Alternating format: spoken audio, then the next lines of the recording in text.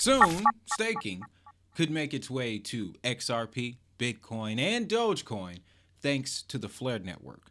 There was a proposal put forth to introduce a form of liquid staking provided by Flare that will connect to these networks. We got a clip here, courtesy of Token Post's interview with Hugo Fillion, founder and creator of the Flare network, that's going to explain to us exactly what this will look like. After that, what I'm going to share with you is what it would look like if staking was possible on the XRP ledger. I'm going to share with you the benefits, at least the ones that I can see, as well as what it would look like staking on Bitcoin. You're going to be surprised to find out we're a lot closer to that than people think. So, before we play the clip, let me introduce myself. My name is Wade. You're listening to another edition of the DHN Crypto Podcast. I've been in the space since 2019 and I've researched over 1,000 digital assets. And the only reason I sit here in front of this camera is to share all that knowledge with you. All I'm asking in return, you hit that subscribe button. I got a goal to reach 100,000 subscribers by the end of 2025, and I definitely think that's possible. So, with that, let's jump into this clip, guys. After that, I'm going to break down to you what this could potentially do for XRP and other non-proof of stake networks. I want to do staking as in for XRP, for Doge, for Bitcoin, later next year, around essentially using those assets to secure third-party services so that you can stake on your native chain on XRP, on Doge or Bitcoin, but you can receive the liquid staking token on Flare. I actually have a request for proposal which has a very large grant attached out using Flare's technology in order to be able to create a staking platform. Awesome. Okay. Yeah, I think liquid staking has always been a really big opportunity for Ethereum. Lido has proven it. But when it comes to other chains or assets, it's always a little bit just scratching the surface. So if you can expand more into that, right? How is your project doing this and allowing more yields to be generated from these king assets? So the concept of that platform is very simple. It should harness Flare's native protocols. So the Flare data connector allows for you to prove something from an external system that is deterministic onto Flare. So if you think about something like EigenLayer, what they're doing is they're essentially allowing staking and then getting information from the services, the AVSs that are using that value as stake. Flare allows you to do a similar thing. The information you need from the AVSs is needed in order to be able to slash stake when essentially a provider of services in that verified service goes wrong. And ultimately, this then allows Flare's protocols, both the price protocol and the FTC, to be used to create a staking platform, plus a third ingredient, which we're very interested in, which is confidential compute, which will allow people to stake directly on Bitcoin, on XRP, on Doge. Interesting. Okay, so it's still utilizing the native security of each of the chains, for example, like Bitcoin's blockchain and so forth, and it doesn't necessarily compromise the security of that when you do it. So you wouldn't be transferring your funds to Flare. You would be locking your funds effectively on the underlying chain, with Flare being able to administer the platform itself, essentially being able to administer slashing on those funds on the underlying chain. I want to... Flare is going to become the HQ for non-proof of stake networks if this successfully goes through. This is also a part of the F assets ecosystem bigger picture, which is why I think it's going to be big for XRP. Now, I do need to let you know this is still in the proposal stage, but he already hinted at some pretty big people with a lot of money in their pocket with the ability to make this happen. The target date is sometime around the summer. They say Q2, so we can only wait and see. I hope they pull the trigger on this. In the event that they do, let's learn a little bit more about staking. Like I mentioned in the beginning, staking contributes to the security of a network as well as consensus. An element I didn't mention was decentralization, which is a very big thing in the crypto space. I'm starting to look at it as one of the flag post for a particular project. If you can show your decentralization, not only does it protect you from security status, but you line up with the ethos of the broader crypto community. Now, when it comes to the subject of price appreciation, here's where things get interesting, especially in the case of XRP. So, factors in relation to price appreciation include reduced supply, the staking rewards, which will drive demand, and network growth, which is an extension of the decentralization. So for network growth, when you have a proof of stake network and more people add their stake to the network, in some cases, that person will get a node. The more nodes that you have on the network, perfect example of this is how XDC's network is set up. The more nodes you have on the network, the more decentralization you have. It also lends to having a bit more computing power as well, so that way your apps are higher quality. Now, staking rewards kind of goes without saying, contributes to the demand. If there's a high number for staking rewards, you can guarantee people are going to be flocking to that network. Now, if you heard at the end, he mentioned the confidential compute. That is going to be big, because if people only need to go to Flare to get to XRP, they don't have to interact with Flare per se. Flare is just offering the dashboard, the front facing end of that.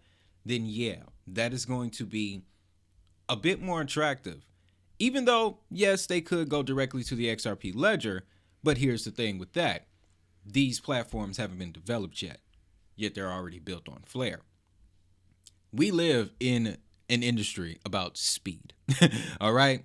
If it's faster to just go to Flare with what is already set up, come on, right? Lastly is reduced supply. Staking involves locking up cryptocurrency, effectively removing it from circulation. Now, I do need to add here, that is not always the case. It's about 90%, 95% of the case. But I do want you to be aware that you will see other setups like that. Staking your cryptocurrency, especially with liquid staking, may or may not necessarily pull from the circulation. It all has to be written into whatever their value proposition is for the staking platform. Again, in most cases, though, it is removing tokens from circulation. And in XRP's case, that's very big. Now, I just want to add this layer over here. Well, you know what? I'll leave it for the end. Let's finish this out here. Let's finish our talk about XRP, because as it stands right now, the only way to get yield or returns on your XRP tokens would be to loan them out. Now, like I tell you, I've been in the space for quite a minute. I have not found a platform that I can trust to do lending of any asset, And another thing too, that is a very high barrier to entry. In order for it to be profitable, you got to go in with six figures. That's just what it is. So that is obviously a barrier to getting yield or returns passively on XRP. But I'm more interested in the effect that it could have on the total supply. A lot of people attack the total supply of XRP. I have studied so many different assets. My understanding is that with networks that have larger total supplies, the utility is often greater. What they aim to do often is aimed at a much larger user base. That is why Dogecoin is the social media asset. That is why XRP aims to be the currency converter for the entire world.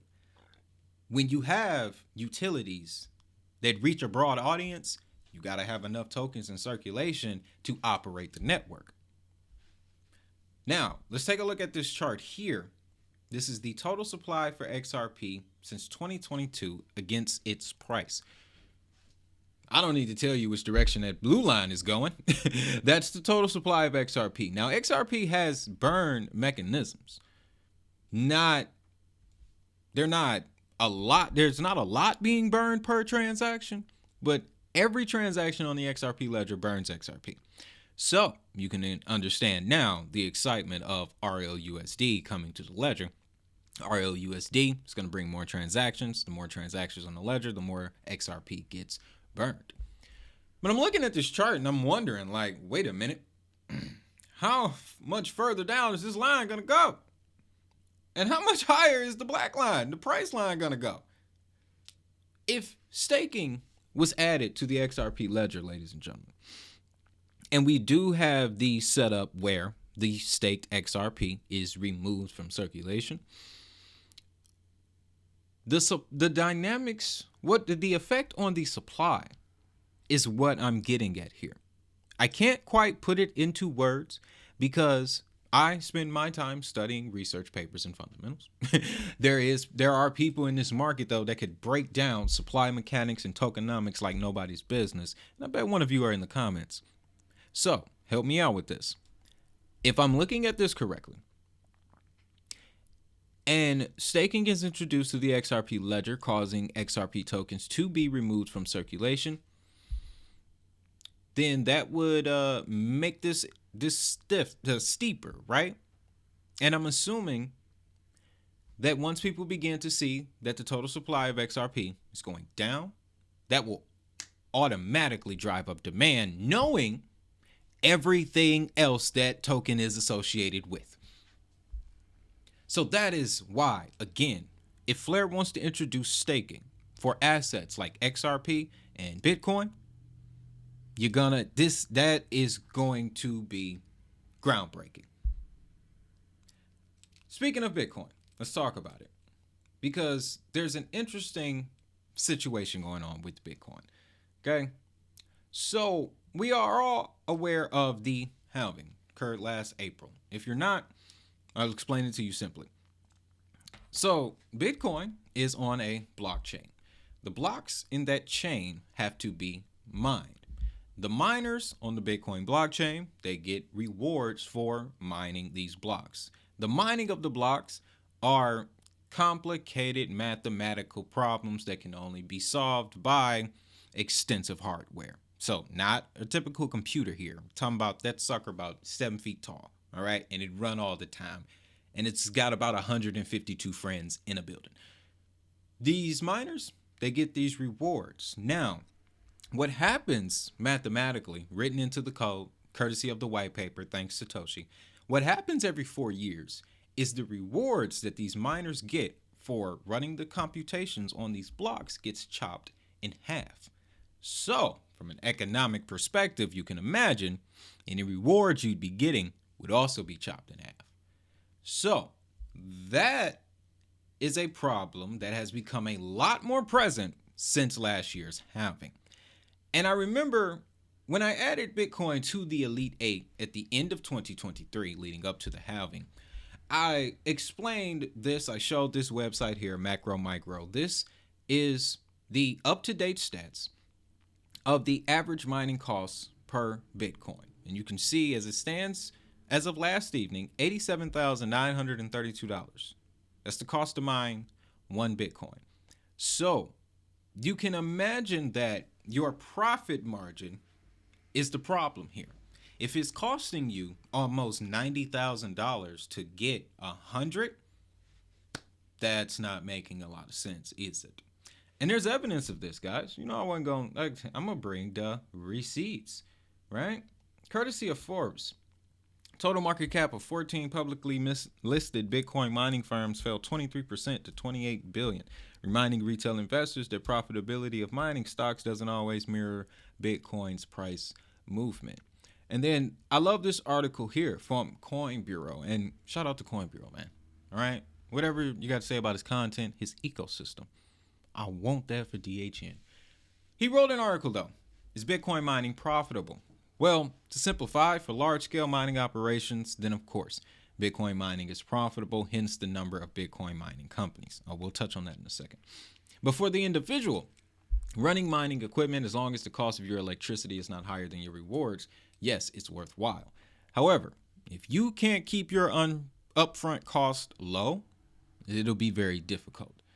But then you also have to consider Bitcoin mining has been happening since day one. So there is a significant concentration of who's getting the mined Bitcoin.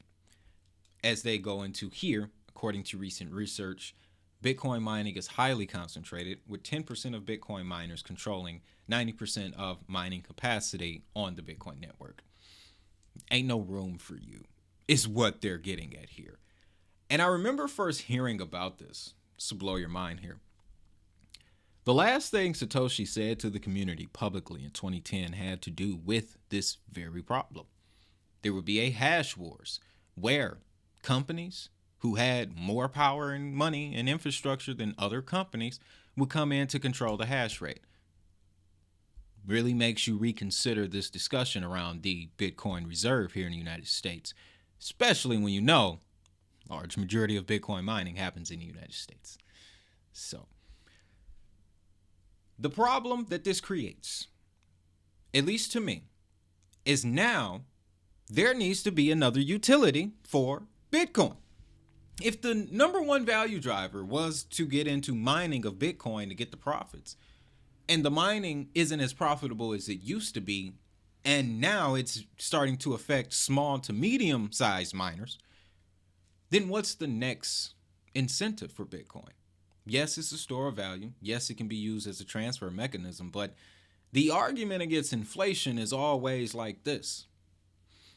There has to be, and I love what Gary Gensler said, not what he does, but what he said in his interview this morning on CNBC, where Bitcoin is highly speculative, but there are about 7 billion people who want to trade in the asset. What he would like to see from Bitcoin and other assets is their utility. Find the clip, that's exactly what he said. So that, again, raises the question, what would be the next stage for Bitcoin's utility?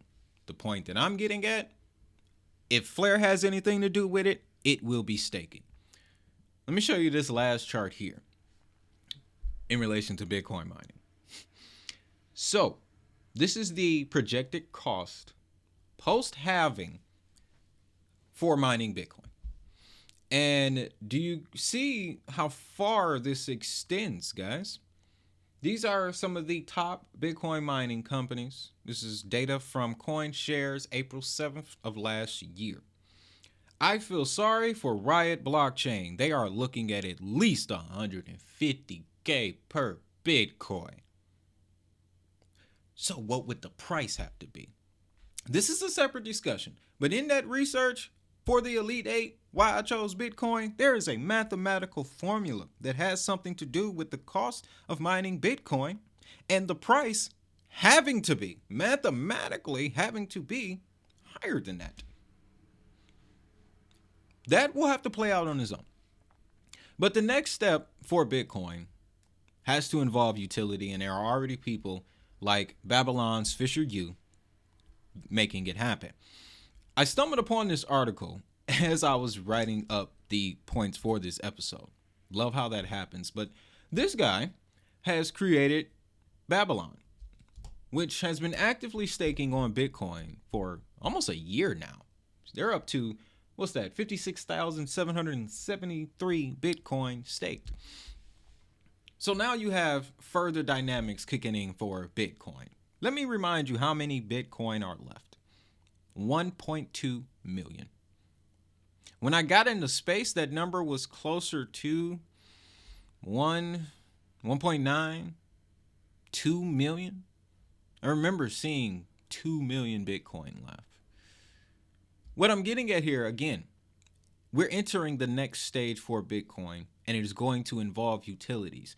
Utilities that we are familiar with seeing on our favorite networks like staking, like DeFi, smart contracts, Web3 gaming. They're trying to make Bitcoin a utility asset. And remember, the XDC network, through their ISO API, just brought Bitcoin into high value payments. I also find it interesting, the ecosystem that Babylon is putting together. These are what they do is they connect Bitcoin holders to what is called Bitcoin secured networks. Now, remember, Hugo said that this staking, another benefit to it, is to enable the security of third-party applications. Babylon, what they do with Bitcoin is connect your Bitcoin holdings to secured Bitcoin networks or networks that are secured by the Bitcoin blockchain. Babylon and Flare need to have a good conversation. I'm just waiting on it to happen. So I'm looking around at their ecosystem, and none of these names jump out at me right away. So what I would say in this moment is we need to keep our eye on this. I remember when BRC20 and the ordinals hit the scene, hit the discussion when it comes to Bitcoin. Not only did the price of Bitcoin go up, but it triggered something in traditional Bitcoin maxis. It was like they didn't know that Bitcoin could do these things, that you could build other use cases on top of peer-to-peer payments. So, to reiterate this, just so it hammers home, if Flare wants to get involved in multi-chain staking for non-proof of stake assets, they are going to be in high demand. And there is also an example. There's an example of what Flare wants to do on the market already. All we have to do is take a look into the Hedera ecosystem at our friends over at Stader Labs. Now, I will admit to you, my story with Stader is an example of one of my rookie mistakes. I assumed that Stader was not a direct connection to Hedera. I didn't read my documentation completely. Come to find out, it actually is. They're actually a very big proponent of the Hedera ecosystem. So shout out to Stader Labs. But what I want you to see is what they offer. These are the supported networks where you can stake through Stader. It is very tough to find a secure place to stake BNB. I'll tell you that much. You see they have Ethereum, Hedera, Polygon, BNB. And what they do is through a series of APIs and other tools, they set up your dashboard, your platform, and through their platform, you can connect your wallet to Ethereum's network, start staking. You can connect your wallet to Hedera's network, stake, Polygon, so forth and so on. So what Flare wants to do with this proposal has been done, and it works quite well. You can see total value locked on Hedera, 141 million. I believe total value locked altogether on Hedera is only 225. Now you know where a lot of it is coming from. That's also another element. When staking gets into your ecosystem, there's also TVL and DeFi. Every asset I've seen, once they go from not having TVL to having TVL, the price is never the same. It's always new all-time highs. So, with that, guys, for everything DHN, when it comes to our library of educational content, your blockchain starter kit, resources to get to me, merchandise, go to digithustlenetwork.com. That way you can take advantage of this, like I said, educational material, guys. These will give you the easiest way to understand all of the complex terms that we talk about in this space. So, with that, y'all know what time it is. If that money is digital, so is the hustle.